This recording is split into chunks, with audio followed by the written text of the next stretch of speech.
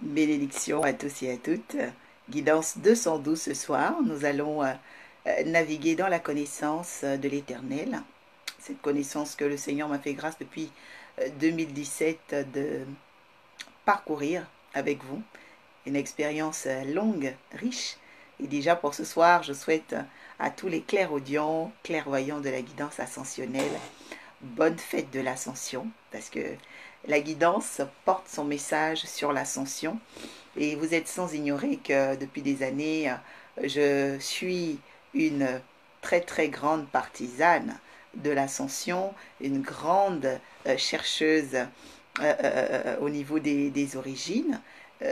Voilà, des origines du monde. Vous pouvez aller regarder ma page sur YouTube et vous allez aussi constater qu'avec le temps, mon message s'est beaucoup dirigé sur la personne du Christ. Et la personne du Christ m'a tellement passionnée parce que je me suis rendu compte que Jésus a touché toutes les souches de la société. Il a touché tous les sujets de la société pour dire à une personne que Jésus, va régler chaque situation dans ta vie.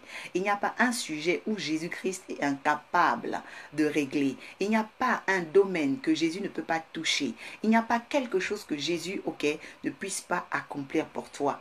Et je voudrais déjà ce soir que tu puisses dire, Jésus est capable et je sais qu'il va faire des grandes choses pour moi. Et cette année, c'est cette année que ça va se faire. Bénédiction. Donc, pour ceux qui viennent premièrement, c'est l'oracle, Orpha, prophétesse, ambassadrice de paix. Je suis la présidente de l'Académie de la guidance ascensionnelle qui a ouvert ses portes depuis 2017. Je suis à ma 8e année de ministère prophétique en Île-de-France et je bénis le Seigneur pour son œuvre dans la vie de mon premier mentor, le prophète Armand Mabika Molombi.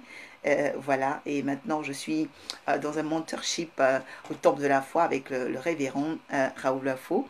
Et donc je bénis le Seigneur pour toutes celles et ceux qui vont faire large diffusion, d'accord, de ce direct important, parce que je suis sur un sujet qui va, on va dire, emmener beaucoup de force, beaucoup d'adaptabilité, va emmener le peuple de Dieu, l'Église et même les païens à comprendre qu'il y a un Dieu au-dessus de tout, va nous emmener à vraiment nous expliquer certains échecs et à trouver de la hauteur, c'est-à-dire l'espérance, des lendemains meilleurs.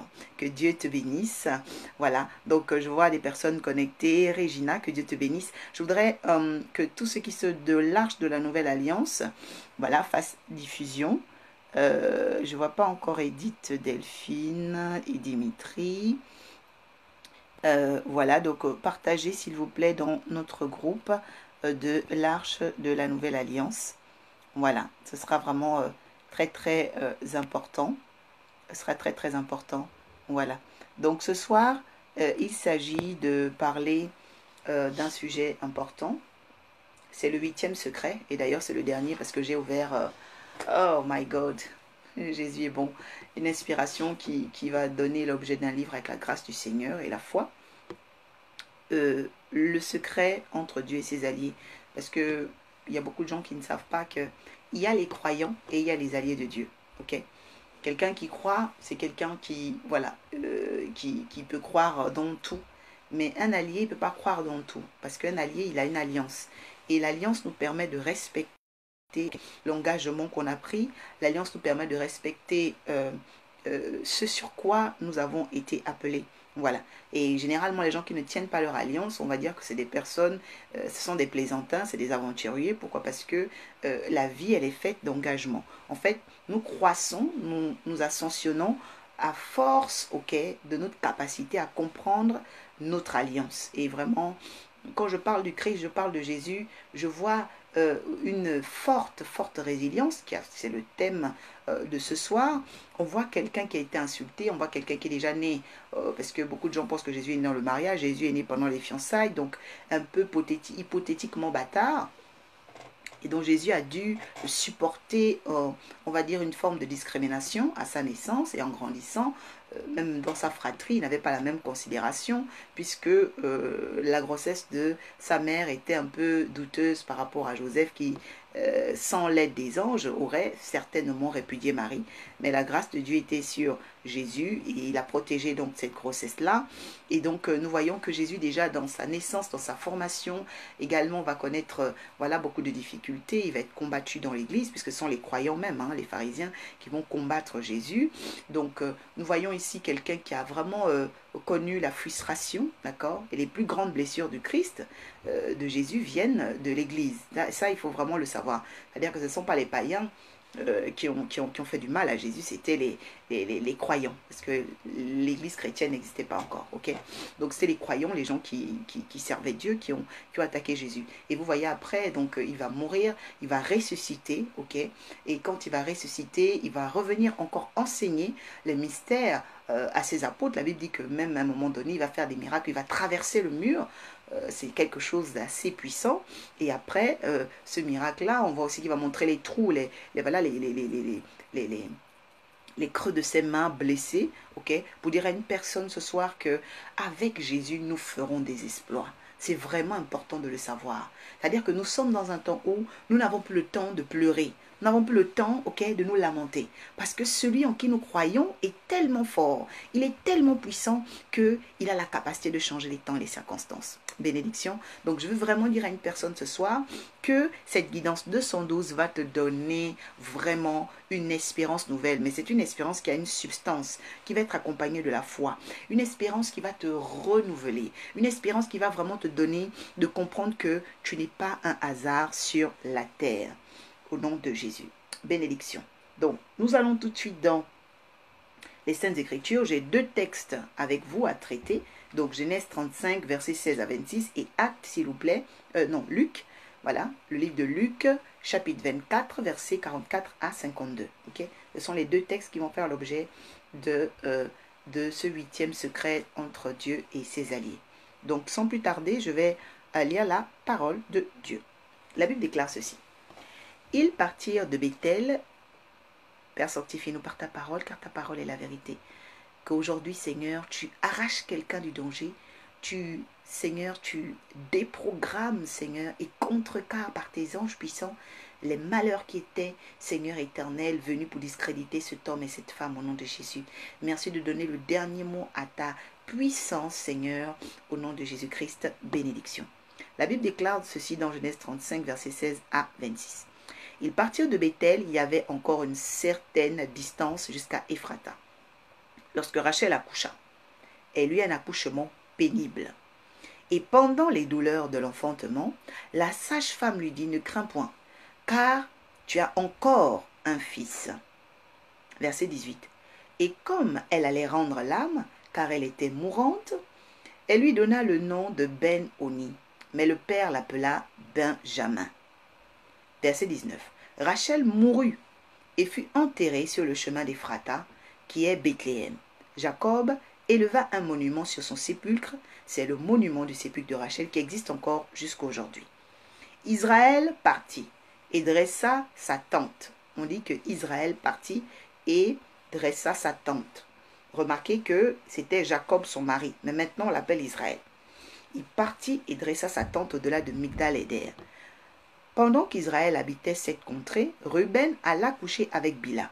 Je veux souvenance ce soir que Bila était la servante de Rachel qui vient de décéder, concubine de son père. Israël l'a pris. Les fils de Jacob étaient au nombre de 12. Fils de Léa, Ruben, premier-né, Jacob, ok, Ruben de Jacob, Siméon, Lévi, Judas, Issachar et Zabulon. Ok. Fils de Rachel, Joseph et Benjamin. Fils de Bila, servant de Rachel, Dan et Nephtali. Fils de Zilpa, Gad et Azer. Ce sont là les fils de Jacob qui lui naquirent à Padan Aram. Bénédiction. Donc, je veux déjà dire à une personne, concernant le 8e secret entre les alliés, la Bible dit qu'ils sont partis de Béthel. Et il y avait encore une distance jusqu'à Ephrata. Ephrata, c'est Bethléem qu'on appelle la maison de pain. Et Rachel accoucha. Je vais déjà dire à une personne que accoucher, ça veut dire mettre au monde.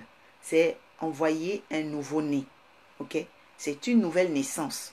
Je vais déjà dire à une personne que quand on doit faire quelque chose de nouveau, c'est tout à fait normal de souffrir.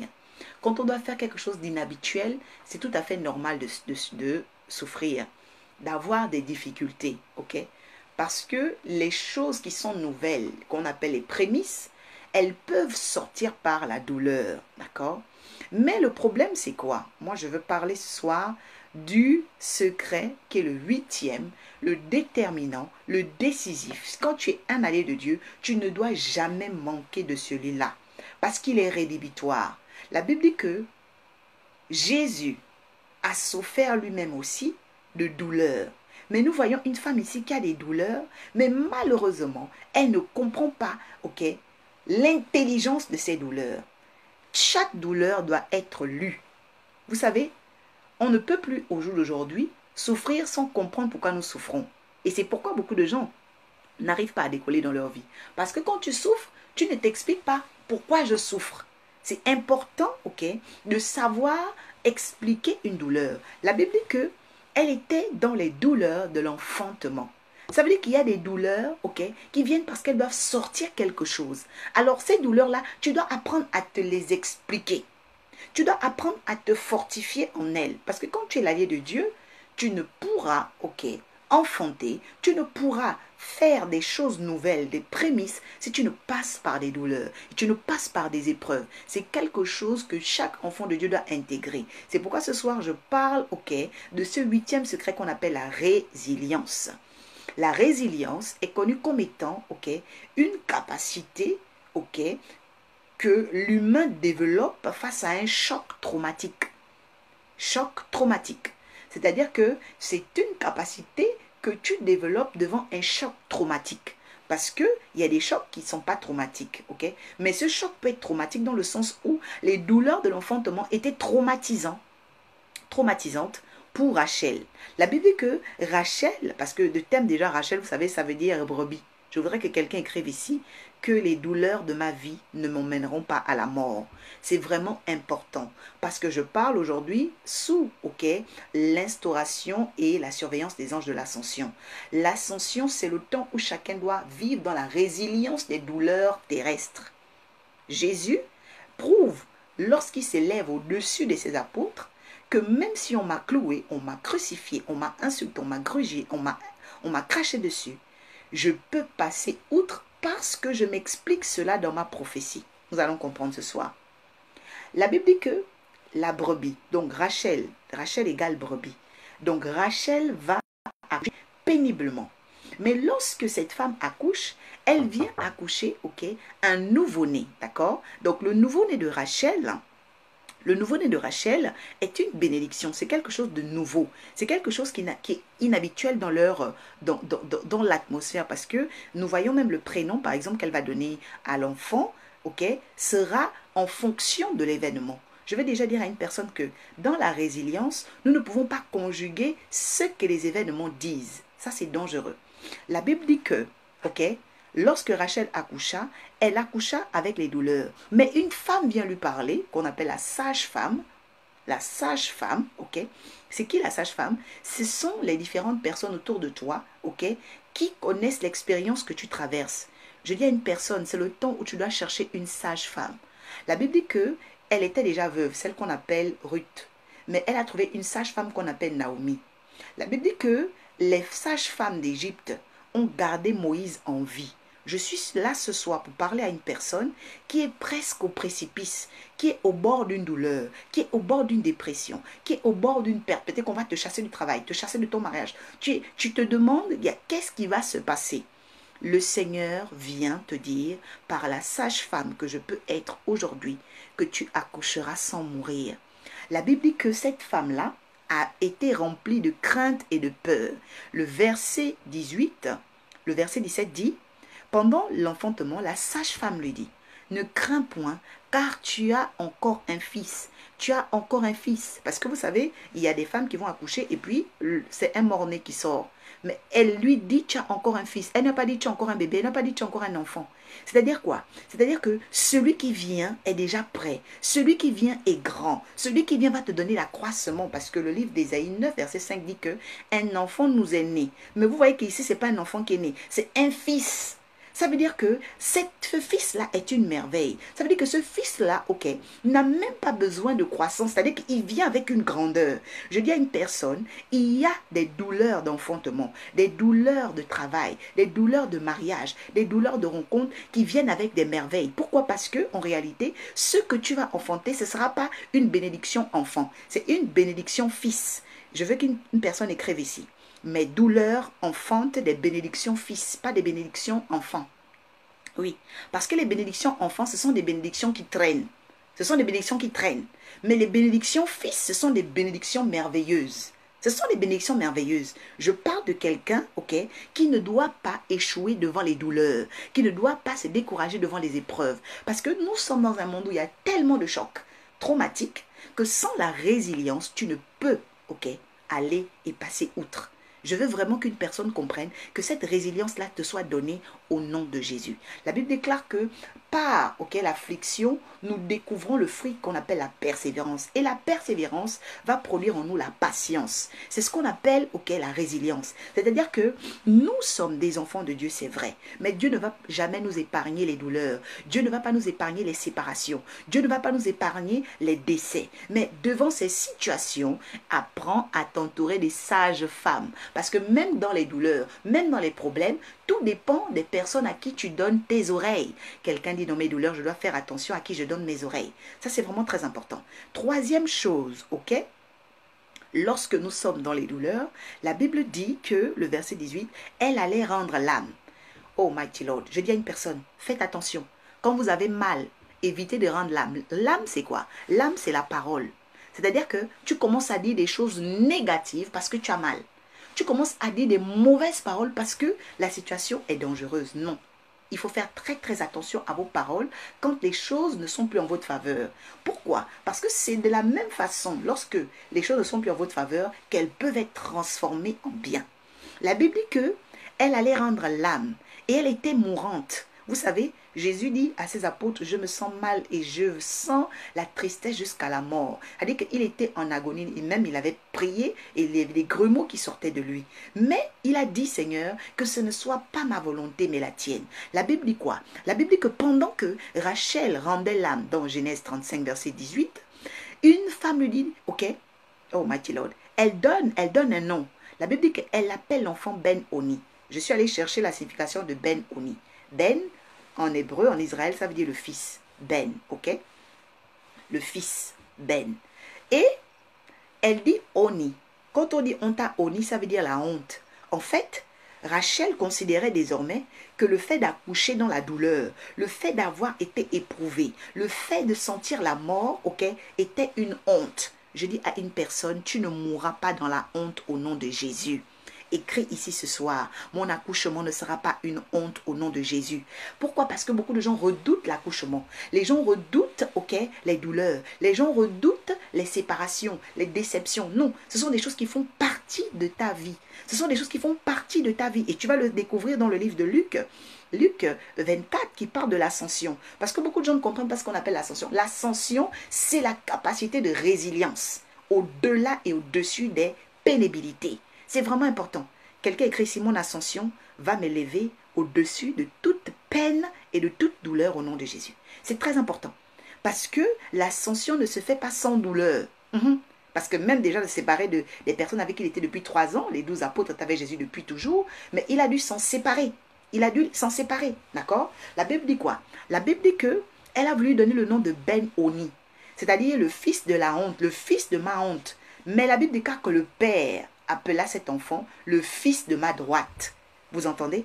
C'est-à-dire que pendant que sa douleur, dans sa honte, elle voit la honte, le père prophétise la droite. En Israël, quand on dit même que quelqu'un est ton bras droit, ça veut dire que cette personne est ta solution. Ça veut dire que cette personne est ton espoir. Je dis à une personne que Jésus est à la droite de Dieu parce qu'il est notre espoir. Mon espoir, c'est Jésus. Mon espoir, c'est Jésus parce que je sais qu'il existe. Je sais qu'il me parle, il me donne des révélations, il me permet de supporter ce que tout le monde ne supporte pas, il me permet d'entendre ce que tout le monde ne peut pas entendre, il me permet d'expliquer des mystères que beaucoup de gens n'expliquent pas, et je veux vraiment que quelqu'un réalise que avoir Jésus dans sa vie, c'est porter une capacité de résilience. C'est-à-dire que quand tu as Jésus, tu as la capacité d'encaisser. Okay? Ça, c'est une chose importante. C'est-à-dire que tu peux avoir Jésus et puis tu es fragile, tu as Jésus, tu es faible, tu fuis même les épreuves. Dès que ça ne va pas, tu veux changer de pays, tu veux... Voilà. En fait, c'est le signe des personnes qui n'ont pas la résilience. Parce que quand tu as la résilience, tu ne fuis pas. Tu affrontes tes guerres,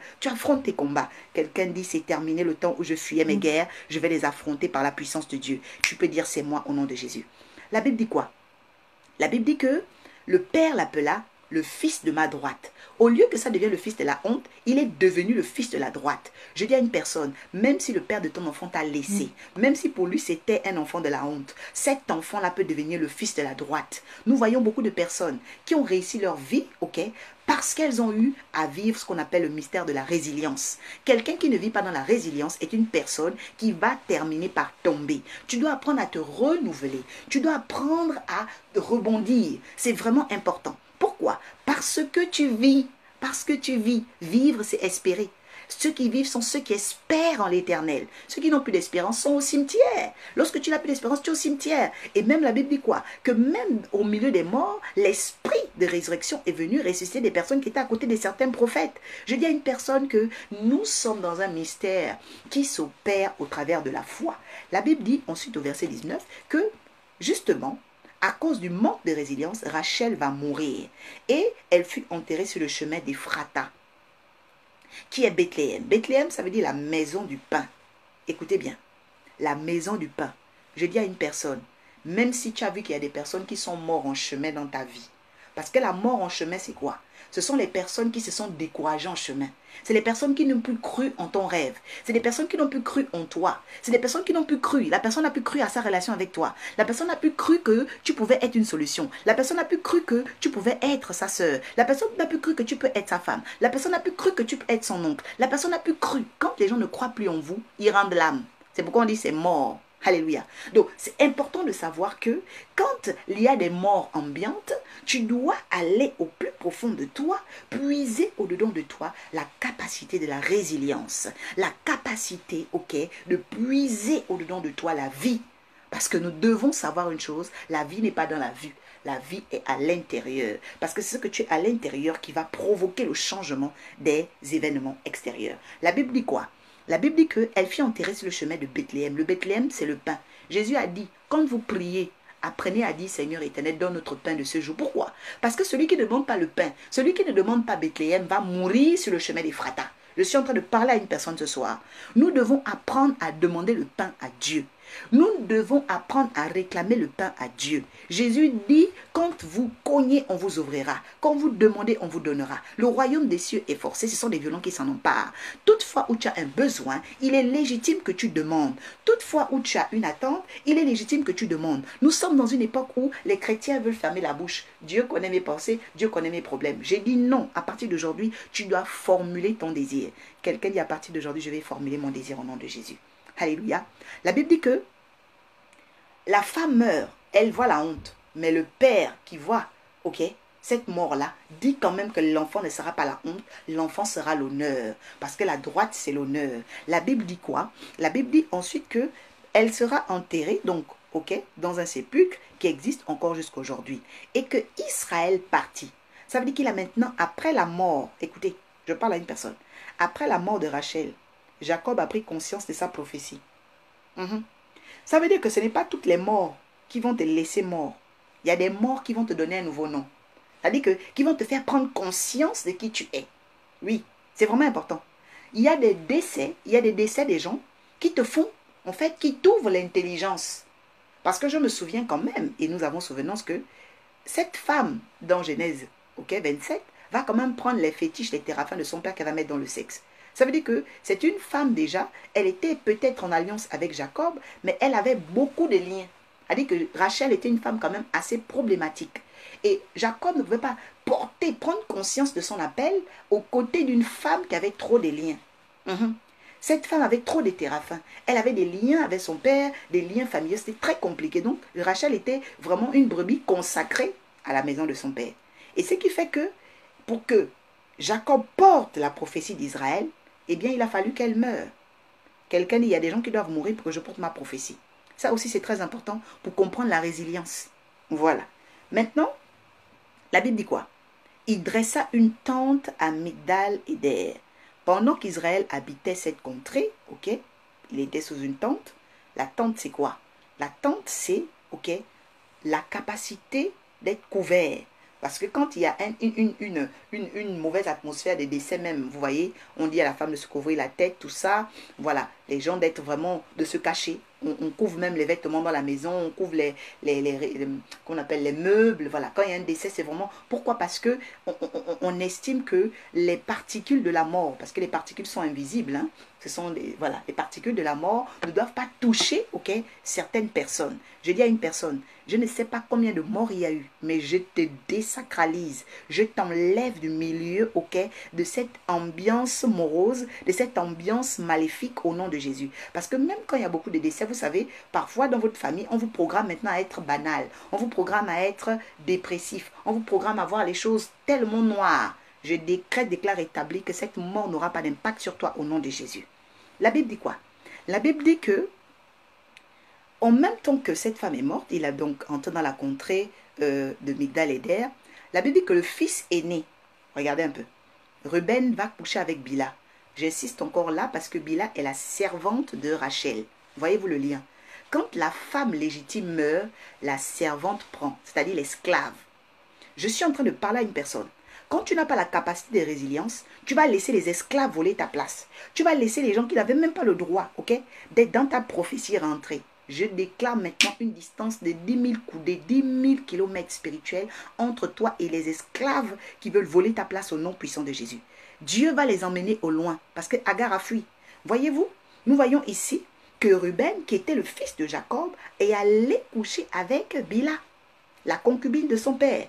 Parce que cette femme-là, ok, était une nourrice, elle était l'esclave de Rachel. Mais là, vous voyez, on dit frapper le berger, les brebis sont dispersées. C'est pourquoi vous devez faire très attention à votre vie, à cette porte de l'ascension. Vous devez être prudent sur vos émotions. Parce que quand tu commences à rendre l'âme, c'est-à-dire que tu commences à dire des mauvaises paroles sur ta vie, tu commences à dire des paroles bizarres sur ta vie, toi-même, tu te conduis vers, ok, le précipice. Mais je sais que la gloire de Dieu va te donner de la suprématie, va te donner de la hauteur par cette guidance 212, afin que l'esprit de l'ascension qui a élevé Jésus au-dessus des douleurs et des souffrances, t'élève également au nom de Jésus.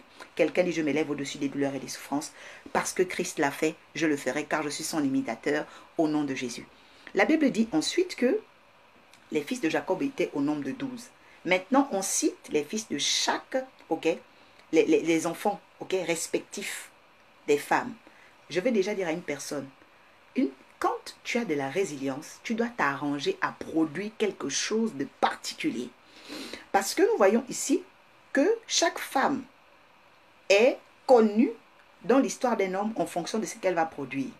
Malheureusement, c'est vrai. C'est-à-dire qu'une femme, quand tu es dans la vie d'un homme, une femme quand tu es dans une famille, une femme quand tu es quelque part, ta distinction viendra à partir de ce que tu vas produire. Que ça soit pas de façon génétique, que ça soit de façon sociale, la femme est censée être un symbole de productivité. C'est pourquoi quand la femme produit mal, elle attire la honte ou la mort. Je viens briser la honte et la mort sur ta vie au nom de Jésus. Pourquoi? Parce que l'esprit de mort, ok? L'esprit de mort, on voulait à cette femme. Et tellement que l'esprit de mort l'on voulait, qu'elle ne se rendait pas compte que c'était une réclamation. Elle a commencé à dire des choses négatives. Quelqu'un dit, Seigneur, je renonce à toute parole négative que j'ai eu à dire devant les douleurs au nom de Jésus-Christ. C'est vraiment très important. Je renonce à toutes ces paroles. Oui, nous avons le pouvoir de renoncer. La Bible dit quoi? La Bible dit que les fils de Léa étaient au nombre donc de Ruben, Siméon, Lévi, Judas, Issachar et Zabulon. Donc 6 fils. Ensuite, Rachel, elle va faire les deux. Joseph et Benjamin, qui est le dernier qu'on appelle le fils de la droite. Parce que de Benjamin, écoutez bien, de Benjamin devait sortir le roi Saoul, parce qu'il était de la tribu de Benjamin, d'accord? Et il y avait aussi d'ailleurs Jephthé, d'accord, qui était de cette tribu où Esther, également la reine Esther, qui a sauvé le peuple juif, ok, faisait partie intégrante. Donc je dis à une personne que même dans les douleurs, même dans les difficultés, nous devons toujours apprendre à prophétiser des choses positives et non des choses négatives. Ça, c'est vraiment une chose très très importante. La Bible dit que Noé est né d'un homme qu'on appelle le mec. Et quand Noé est né, son père dit, cet enfant-là nous consolera des peines et des travaux difficiles de cette terre que Dieu a maudite. C'est-à-dire que le mec, le père de Noé, savait qu'il était né dans la difficulté. Il était né dans la malédiction. Je ne sais pas où tu es né. Je ne sais pas combien de liens de génération les gens ont été liés. Mais laisse-moi te dire que Christ, par l'esprit de l'ascension, te donne la résilience dans cette situation-là. Parce que tu vas commencer à prophétiser sur les générations. La Bible dit que quand l'ange de l'arc-en-ciel est venu, il a donné dans Apocalypse chapitre 10, la capacité à Jean de prophétiser sur les peuples, de prophétiser sur les villes. Tu as le pouvoir de prophétiser sur ta famille. Tu as le pouvoir de dire que dans cette famille, les sorciers seront convertis. La sorcellerie va prendre fin. Tu as le pouvoir de dire autre chose. Nous sommes dans une génération, malheureusement, où les gens ne connaissent pas leurs droits. La jurisprudence existe. Parce que on peut, prononcer, apporter ce qu'on appelle un amendement, c'est-à-dire un changement, une modification à cause de ce qu'on veut obtenir. Ça, c'est important. Lorsque vous n'avez pas la connaissance, vous allez penser que tous les dés sont jetés, je ne peux plus rien. Jusqu'à la dernière minute, tu ne peux jamais te décourager sur une affaire où Dieu veut te donner le bonheur. La Bible dit quoi? La Bible dit que les fils de Bila également, donc la servante de Rachel, étaient Dan, Nephtali. Et de là, Zilpa, la servante de Léa, Azer, ce sont là les fils de Jacob qui lui naquirent à Padan Aram. Écoutez, je vais, par la résilience et par la grâce de Dieu, donner 13 choses. 13 choses, pour garder et pour développer l'esprit de résilience. Parce que, vous savez, il y a un niveau où quand vous êtes en alliance avec Dieu, Dieu va vous observer, Dieu va vous regarder. Oui, il y a un temps où, vous allez le remarquer, quand vous êtes des bébés spirituels, c'est différent. Mais vous allez avancer dans la foi, vous allez remarquer que parfois Dieu vous laisse. Il a comme l'impression d'être silencieux. Il n'est pas silencieux. Il veut voir si tu fais preuve du 8e secret. C'est la résilience. Quelqu'un dit, je vais faire preuve de résilience au nom de Jésus. La Bible dit que, plutôt, je vais donner 13 choses, 13 choses, voilà, pour développer la résilience. Je veux que quelqu'un écrive ici, je ne raterai pas, les 13 choses pour développer la résilience, donc les 13 points. Premièrement, quand tu veux être une personne résiliente, il faut que tu apprennes à avoir un cœur d'enfant, un cœur pur. Les gens qui développent la résilience sont des personnes qui ont un cœur pur.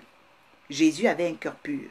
C'est pourquoi il dit, laissez à moi venir les petits enfants, car le royaume des cieux est semblable à eux. Donc je comprends que l'esprit de l'ascension, c'est l'esprit de la résilience. Parce que malgré ses douleurs et ses peines, il a montré qu'il pouvait s'élever. Je veux que toi, ce soir, tu prennes, la résolution, pas seulement la décision, la résolution de t'élever au-dessus de tes douleurs et de tes peines. Pas de les fuir. Ça, c'est différent. Parce qu'il y a des gens, pour s'élever, ils fuient. Non, non, non. L'ascension, ce n'est pas la fuite. L'ascension, c'est le fait d'assumer quelque chose. Premièrement, c'est le cœur d'enfant. Il faut avoir un cœur d'enfant. Le royaume des cieux est semblable aux gens qui ont un cœur pur. Deuxième chose, il faut apprendre de tes échecs. Apprendre de tes échecs. Apprendre.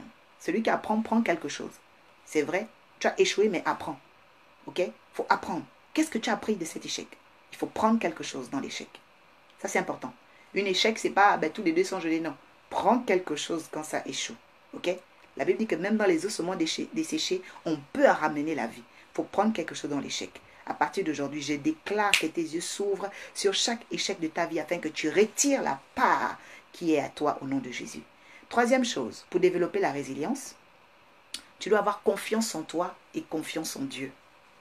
Ça, c'est une chose importante. Vous savez, Jésus a dit, croyez en moi et croyez en Dieu. Ne vous troublez point. La Bible dit qu'il faut que ces choses arrivent. Vous n'atteindrez jamais la perfection, l'esprit d'ascension, si vous ne développez pas une confiance totale en Dieu et une confiance aussi totale en vous. Une épreuve, devant une épreuve, tu dois d'abord être sûr que tu es capable de faire cette chose. Que tu es capable de traverser cette chose. Parce que si tu ne te sens pas capable, tu ne vas pas le faire. Donc, tout est une question de prise de conscience. Quelqu'un dit, je vais avoir confiance en moi et avoir confiance en Dieu. Ça, c'est important. Les gens qui ont seulement confiance en Dieu, qui n'ont pas confiance en eux, quand il y a des choses qui arrivent, ils tâtonnent. Ils tâtonnent. Voilà. Parce qu'ils ont honte, parce qu'ils sont mal, parce qu'il y a ce qu'on appelle en anglais, they are insecure. Ils sont en insécurité. Alors que Dieu veut qu'on vive dans une alliance de paix et de sécurité en Jésus-Christ. C'est d'ailleurs pourquoi rejoindre l'Arche de la Nouvelle Alliance, c'est vraiment une chose importante. pour avoir cette immunité. Quatrièmement, pour développer la résilience, il faut apprendre à prendre des risques. La Bible dit que le royaume des cieux est forcé. Ce sont les violents qui s'en emparent. Quand on dit que c'est forcé, ça veut dire que ce n'est pas facile. Il y a des choses dans ta vie, tu dois apprendre que certaines bénédictions ne sont pas faciles. Ce n'est pas facile. Ça peut sembler comme c'est facile, mais ce n'est pas facile. Donc la résilience, ok, elle te permet de prendre le risque, mais le risque est maîtrisé par l'onction. Alléluia. Quelqu'un dit le risque est maîtrisé par l'onction. Ok? C'est très important. C'est-à-dire que si vous n'avez pas cette capacité, c'est compliqué. D'accord? Parce que c'est la dernière de la série, donc je suis vraiment en train de livrer tout ce qu'il faut pour que tu sois un homme fort, une femme forte. Quelqu'un dit je reçois bénédiction.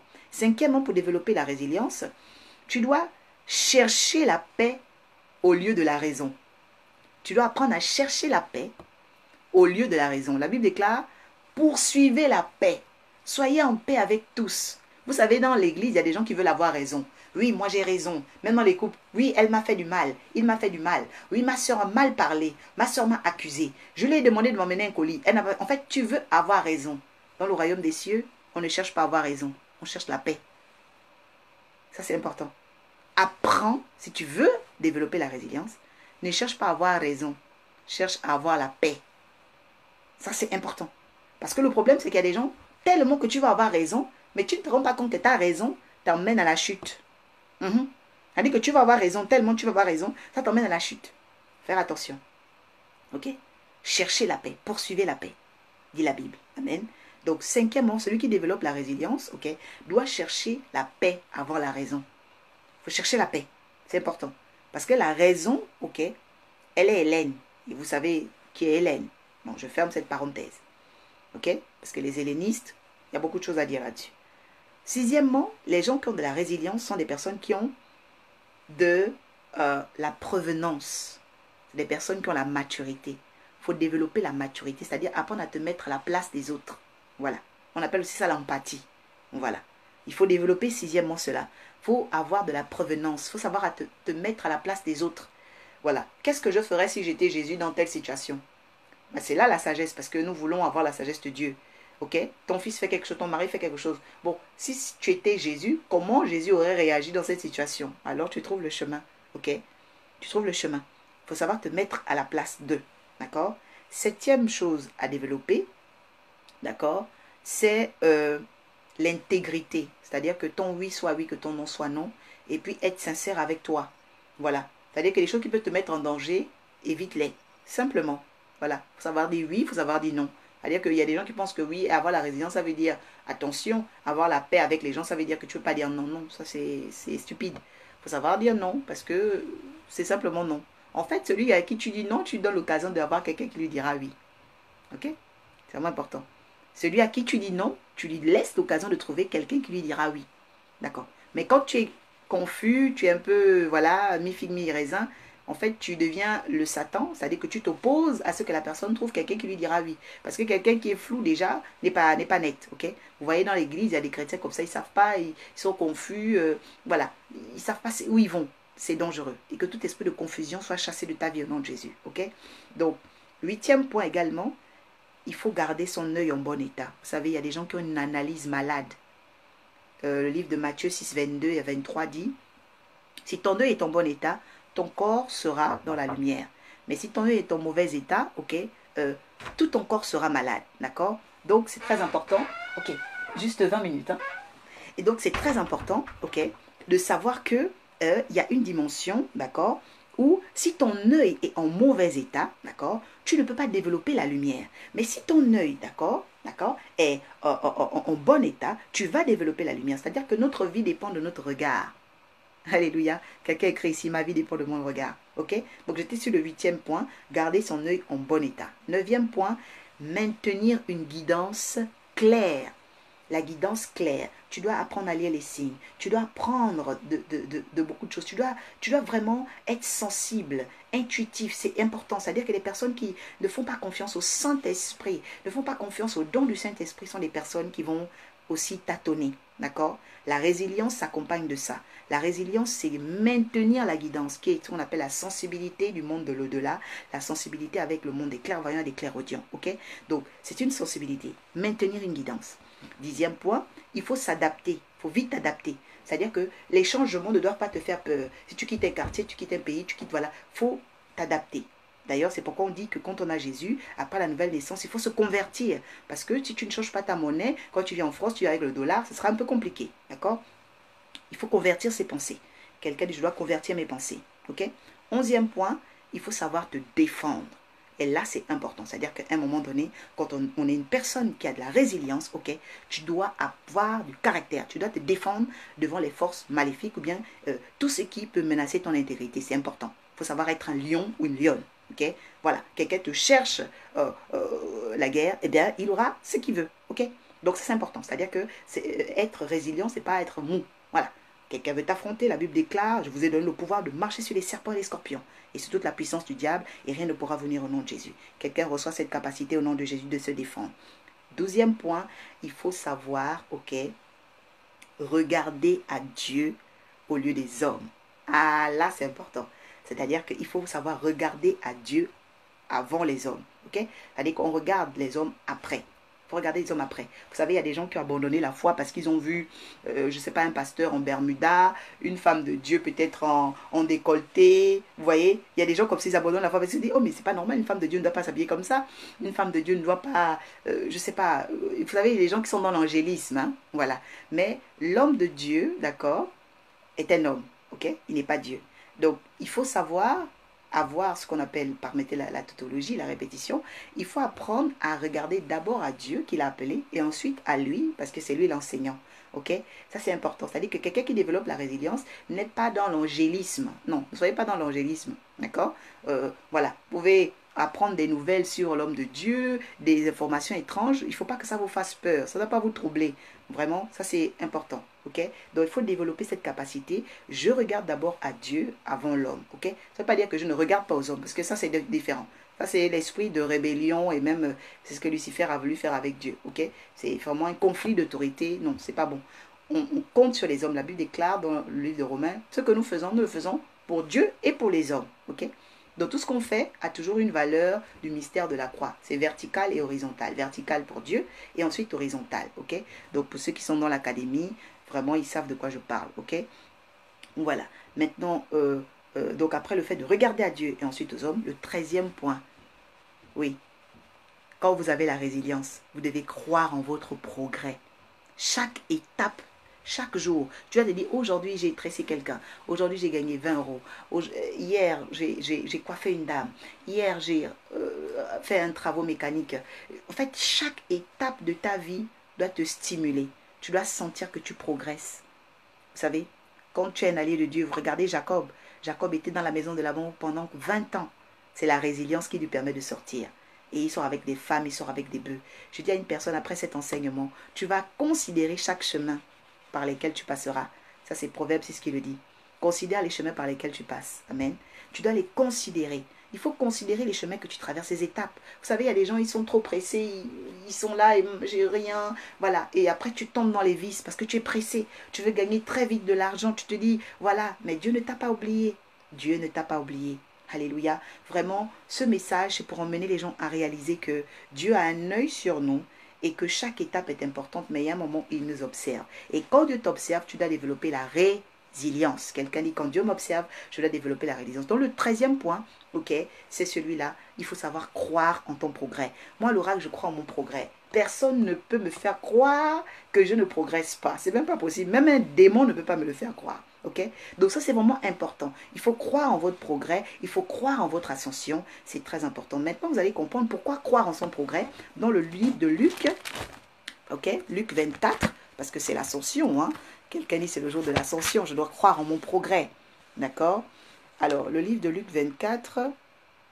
Luc 24. Oh, mighty Lord, I love you. Luc 24. Ok? On va lire rapidement. Que Dieu vous bénisse. Voilà, la résilience, c'est le 8e secret. Vraiment, quand vous avez ces dimensions, vous montez. Verset 44, ok, à 52. La Bible déclare, Ok. 44. Père, sanctifie-nous par ta parole et la vérité. L'Esprit du Seigneur est sur moi. Puis il leur dit, c'est là que je vous disais lorsque j'étais encore avec vous. Il fallait que s'accomplisse tout ce qui est écrit de moi dans la loi de Moïse et les prophètes et dans les psaumes. Alors Jésus leur ouvrit l'esprit afin qu'ils comprirent les Écritures. Vous comprenez? Les apôtres ont compris que les douleurs de Jésus, les peines de Jésus étaient déjà écrites, elles étaient inscrites. Je dis à une personne, tes douleurs et tes peines sont inscrites. Tu n'es pas un hasard. Quelqu'un dit, je ne suis pas un hasard. D'accord? Tu n'es pas un hasard. Tes douleurs sont inscrites. La Bible dit que Jésus ouvre leur esprit pour qu'ils comprennent. Et il leur dit, ainsi il est écrit que le Christ souffrirait et il ressusciterait des morts le troisième jour. Je dis à une personne, tes souffrances ont une résurrection cachée. Et que la repentance, le pardon des péchés serait prêché en son nom. Donc vous voyez que Jésus même a accouché dans la douleur comme Rachel, mais Jésus n'a pas fait honte, il a fait honneur.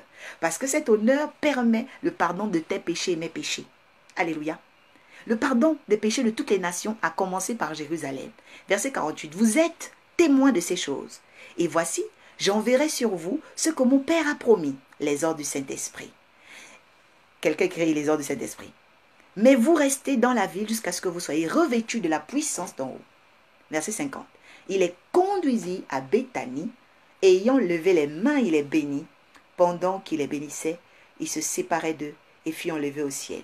Pour eux, après l'avoir adoré, ils retournèrent à Jérusalem avec une grande joie. Ils étaient continuellement dans le temple, louant Dieu et bénissant Dieu. Alléluia. Je veux faire une prière ce soir pour terminer. Et tu vas lever tes mains simplement, toi qui crois en la guidance ascensionnelle, toi qui crois en ton progrès, toi qui crois en Jésus, toi qui crois en Christ. Je dis que quelque chose va se passer dès ce soir dans ta vie. Tu vas comprendre que tes peines, tes douleurs doivent maintenant, aujourd'hui, enfanter une élévation suprême. Tu vas te voir progresser. Je parle d'une personne qui va se voir monter. Je parle d'une personne qui va se voir, aller dans une nouvelle dimension au nom de Jésus. Lève simplement tes mains et dis, Père, toi, le Dieu des alliés, à cause de l'alliance avec Jésus-Christ, je crois en ma prédestination. Je crois aux bénédictions que tu vas m'accorder. Je crois que tu me donneras la capacité de traiter le péché. Je crois en la couverture spirituelle de l'arche de la nouvelle alliance. Je crois, éternel Dieu de gloire, en l'ordre de la rétribution et de la miséricorde. Je crois au pouvoir des autels. Je crois en la promesse qui a été faite pour nous donner, Seigneur, les ordres du Saint-Esprit. Je crois aujourd'hui en ce 8e secret que la résilience sera mon partage dans les temps d'épreuve, de peine et de douleur. Aujourd'hui, Seigneur, je te bénis. Je t'adore parce que je sais que tu me restaures. Je t'adore parce que je sais que tu vas m'élever et que tu es en train de m'élever à une autre connaissance suprême. Oui, tu me donnes un cœur d'enfant, un cœur pur. Tu me donnes, Seigneur, d'apprendre de chacun de mes échecs. Oui, d'en retirer la substance et le substrat, la quintessence au nom de Jésus. Tu me donnes, Seigneur éternel, d'avoir confiance en toi et confiance en moi. Tu me donnes, Seigneur éternel, oui, Seigneur, de savoir prendre des risques maîtrisés par la grâce. Tu me donnes de chercher la paix et non la raison. Tu me donnes, Seigneur éternel, de vivre, Seigneur éternel, dans la provenance et de comprendre mon prochain. Tu me donnes, Seigneur Dieu de gloire, d'être intègre et de considérer le oui, Seigneur, et le non. Oui, Seigneur, Père éternel, mon œil sera en bon état parce que mon regard change. Oui, éternel Dieu de gloire, je crois maintenant, Père, oui, que tu vas maintenir ma guidance exceptionnellement par le Saint, car il est l'esprit de vérité. Je crois, Seigneur Père éternel, que tu vas me donner une capacité d'adaptabilité, une capacité de comprendre les choses rapidement. Oui, Seigneur, les chocs traumatiques n'auront pas de pouvoir sur moi. Oui, Seigneur, je crois maintenant que j'aurai la capacité de me défendre, car tu m'as donné le pouvoir sur les serpents et les scorpions. Je crois, Seigneur, que je vais d'abord regarder à toi et ensuite aux hommes de Dieu et ensuite aux hommes de ce monde. Oui, Père, car, Seigneur, tout ce que nous le faisons d'abord pour toi et ensuite pour les hommes. Père, je sais qu'aujourd'hui, au travers de cette porte d'ascension, tu me donnes, Seigneur, de voir combien je progresse avec toi, pour comprendre les douleurs, pour comprendre comprendre les rejets, pour comprendre les séparations, pour comprendre les énigmes. Oui, Éternel, la capacité de résilience est en moi aujourd'hui. Et c'est pourquoi je te dis merci, je te bénis, Seigneur. Et je déclare établi, Seigneur éternel, une élévation, Seigneur, une élévation suprême, une élévation, Seigneur, dans l'arche de la nouvelle alliance, dans ma famille, Seigneur. Je déclare, Seigneur, et décrète, Seigneur, le changement des mentalités. Merci, Seigneur, car la Bible déclare, Seigneur, que tu t'es séparé des apôtres et tu as été enlevé au ciel. Père, je te recommande maintenant mes prières. Je te recommande, Seigneur éternel, les chapitres de ma vie. Je te recommande chaque défi, Père. Je les fais monter à toi maintenant. Et je sais, Père, que tu me gardes dans ta paix. Tu me gardes, Seigneur éternel, dans ta sécurité. Au nom de Jésus, quelqu'un peut dire bénédiction, bénédiction, bénédiction. Maintenant, ma qualité d'oracle, je te bénis de ces 8 secrets de l'alliance entre Dieu et ses alliés. Je te bénis parce que je suis béni de ces enseignements. Vous savez, la Bible dit que celui qui arrose est arrosé. C'est un mystère. Moi, plus j'enseigne, plus je suis béni. Voilà. Et beaucoup de gens ont témoigné sur les autels, le message des autels, le 6e secret, évidemment. Je vous conseillerais de le lire. Ceux qui veulent envoyer des semences, parce que le message vous a touché, vous êtes libre de le faire. Ceux qui ressentent vraiment le désir de jeûner, jeûnez. Ressentez, maintenez votre guidance et soyez sûrs d'une chose. Vous êtes en train de progresser. Car la foi vient de ce qu'on entend. Et ce qu'on entend vient de la parole de Christ. Que Dieu te bénisse, David, Jessica, David, tous les fils et filles de l'Arche, je vous aime beaucoup. Donc c'est la fin de la série. À partir de la semaine prochaine, on va basculer dans une nouvelle dimension par la grâce de Dieu. Ok, donc que cette ascension soit exceptionnelle dans nos cœurs, d'accord? Parce que la vraie vie avec Dieu, je vous dis, c'est une question d'intériorité. Voilà, avec Dieu, il ne faut pas chercher à sauver les apparences, chercher l'intériorité. Et ça a toujours été mon leitmotiv. J'ai connu mes lettres de noblesse au travers de ça, puisque j'ai d'abord développé la prise de conscience prophétique pour entrer dans la guidance ascensionnelle. Et cette guidance m'a mené à l'arche de la nouvelle alliance. Tout l'honneur à Jésus. Excellente soirée. C'était l'oracle pour vous bénir. Excellente soirée dans vos maisons. Et ceux qui ne sont pas encore abonnés sur la page Prophétesse Oracle Orpha, c'est l'occasion, ok, d'y aller. Que Dieu te bénisse. Est-ce qu'il y a encore d'autres personnes? Edith Delphine, que Dieu te bénisse. Voilà, donc Regina, merci d'avoir écouté. Faites-en large diffusion. Je crois que ce message va faire du bien à beaucoup de personnes par la terre et par le monde. Au nom de Jésus-Christ, l'honneur revient à notre Maître, car il revient bientôt. Que les arcs-en-ciel, les éclairs, les signes accompagnent ce message. Oui, j'ai beaucoup apprécié, mais on doit se séparer. Bénédiction, à bientôt. Shalom.